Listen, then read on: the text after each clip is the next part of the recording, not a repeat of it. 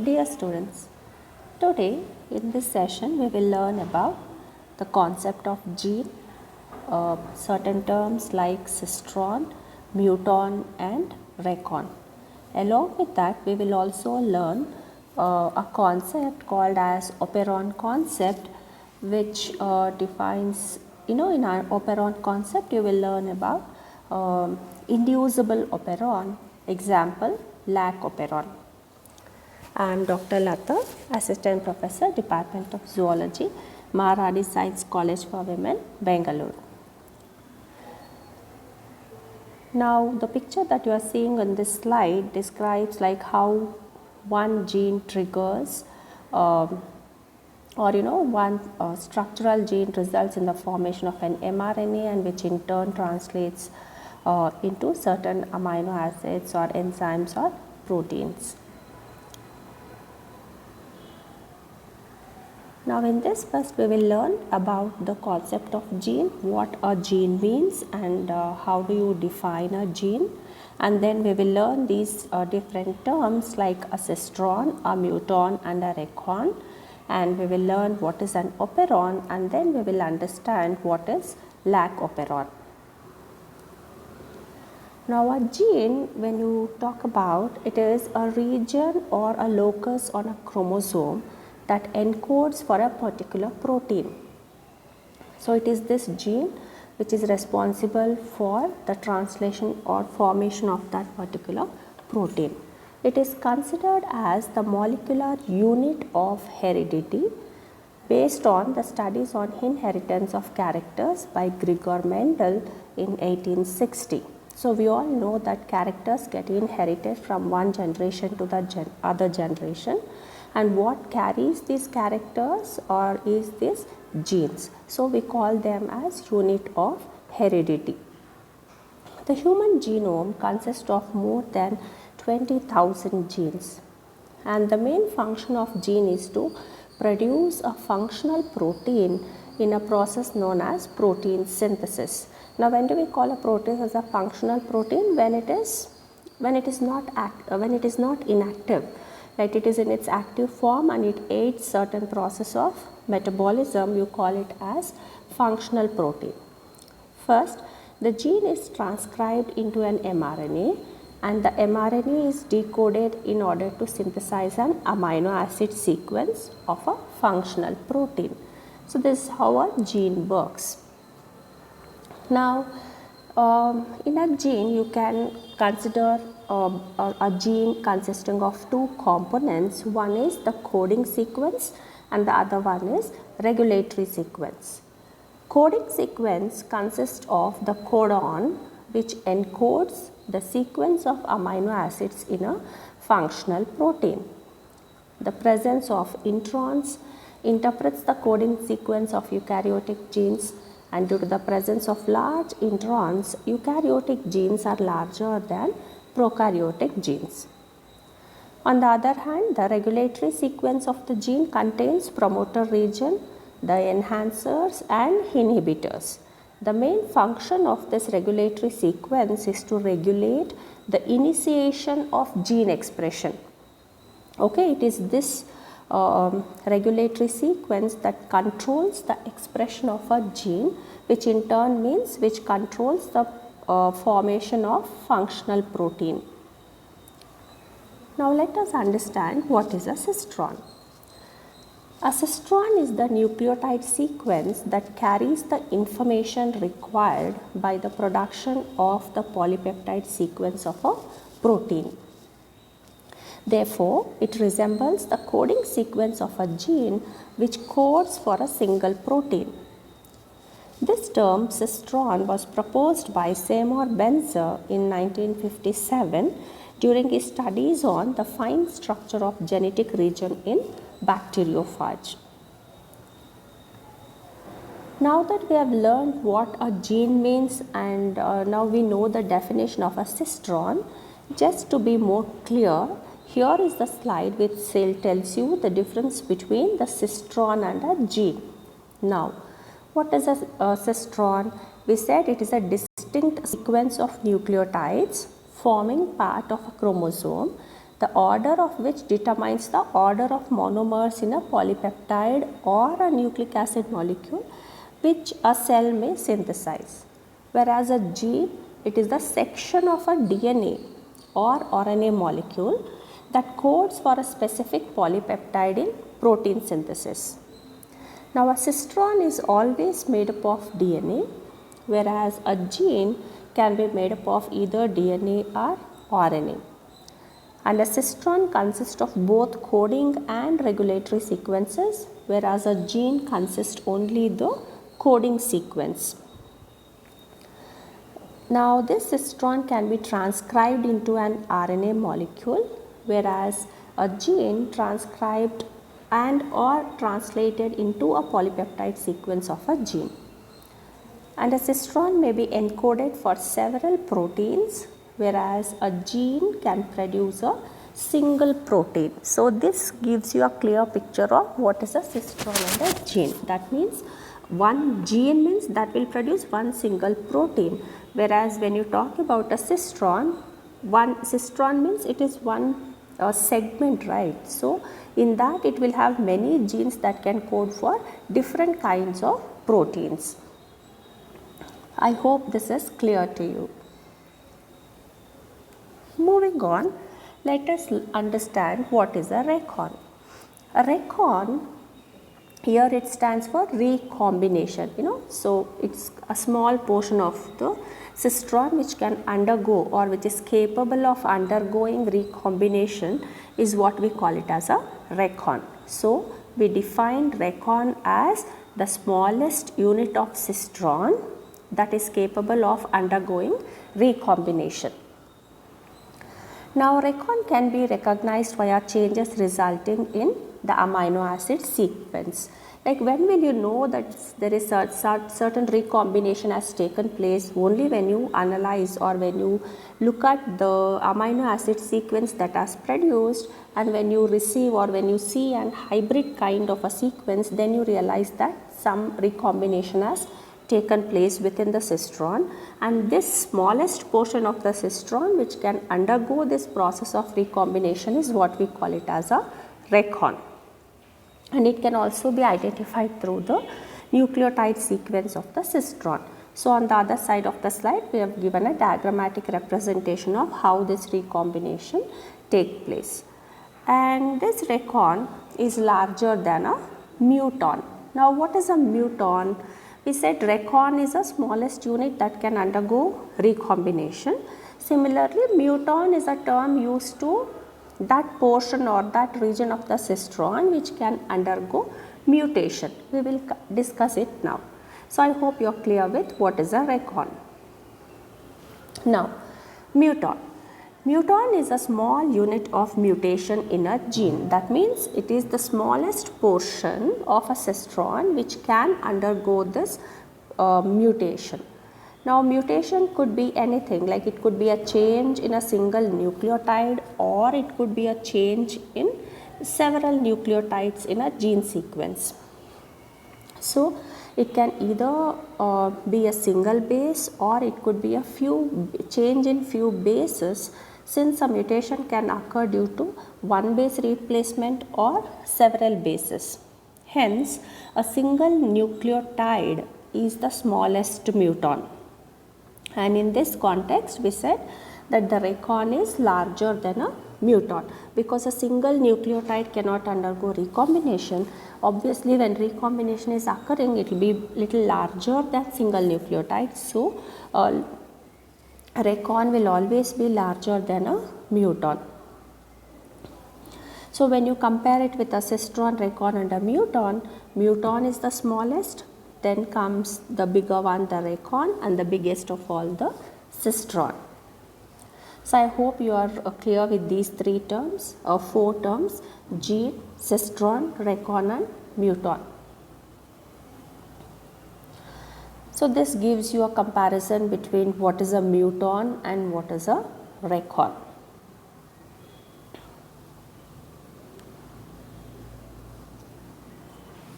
So, the smallest unit of muton is the nucleotide, and the smallest unit of recon is the smallest fragment of DNA. Now, let us understand what is an operon.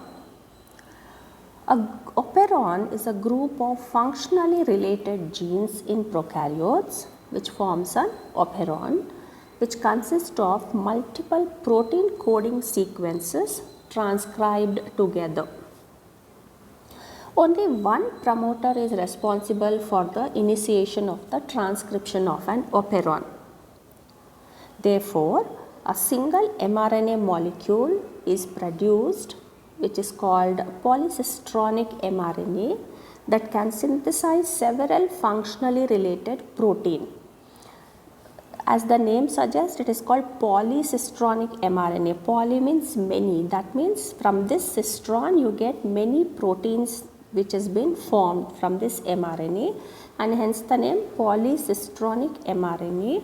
That means this mRNA can give rise to many functionally related proteins.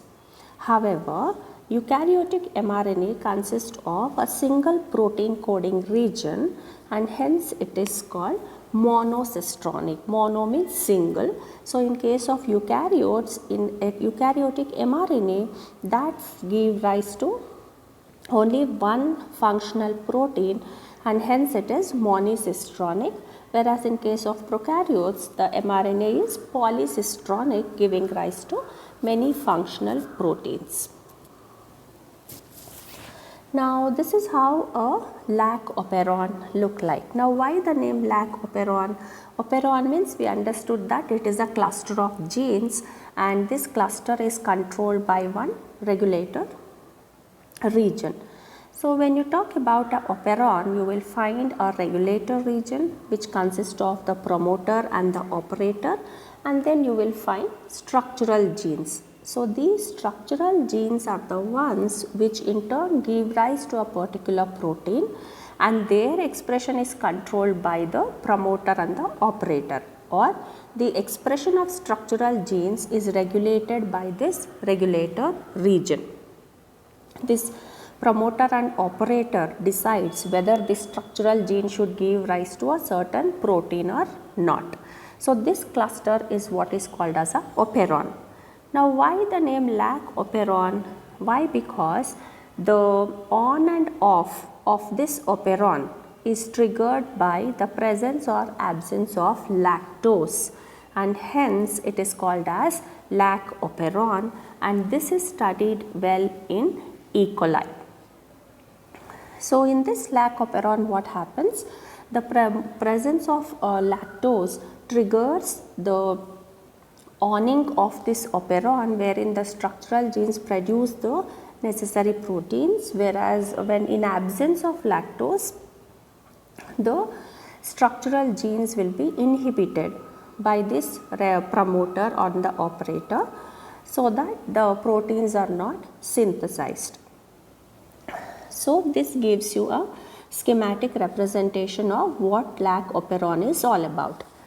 Now, I said this consists of a promoter and an operator, and this region is called as regulatory region, and then you have the structural genes lac Z, that is lac Z, lac Y and lac A. Now, from this lac Z you get a beta galactosidase enzyme is produced, and gene lac Y that produces permease, and lac A produces transacetylase. Now, this is how it works. Like you have on a DNA sequence, you have these regulatory sequences and structural gene sequences. We said that Z produce beta galactosidase, which helps in the metabolism of galactose. It converts lactose into galactose and glucose. And then beta galactosidase permease, as the name suggests, permease, it controls the permeability of these molecules across the cell membrane. And beta galactosidase transacetylase, it adds on an acetyl group, and it helps in the metabolism of galactose into glucose.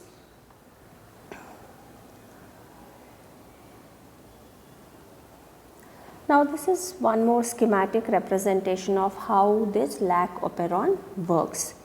Now here it is shown that the promoter is marked with P, O stands for operator, and then Z, Y and A are the structural genes. So all these put together forms one operon. Okay. And then when this DNA molecule, when it transcribes, it forms an mRNA forming polypeptides, and that in turn forms a repressor protein. Now this repressor protein, when it does not find any lactose, then what happens? It goes and bind to the operator. So when it goes and bind to the operator, this RNA polymerase cannot bind to the promoter, and it cannot initiate the it in turn inhibits the it inhibits the structural genes not to produce the necessary enzymes. So thereby it obstructs the activation of the structural genes here. Now why this happened? Because this repressor protein went and bind to this operator. It blocks the operator so that the RNA polymerase cannot continue further. So this happens when lactose is very less in the medium where E. coli is grown or it is cultured, or in the environment of E. coli, and then when there is more of lactose which is there in the environment, whatever the repressor protein is formed, this repressor protein is a tetramer having 4 subunits of amino acids, and this lactose which is there in the medium will go and bind to this repressor protein, and thereby it alters its structure, and because of that the repressor protein cannot go and bind to the operator. So when it cannot bind to the operator, then the RNA polymerase will trigger the initiation process, and that enables the structural genes to form the respective enzymes. So the RNA polymerase, it results in formation of mRNA, and mRNA which in turn give rise to the beta galactosidase. Since it is a polycistronic mRNA, 3 different kinds of enzymes come from this cistron. So this mRNA translates excuse me, it gave rise to beta galactosidase, permease and transacetylase that help in the process of glucose metabolism.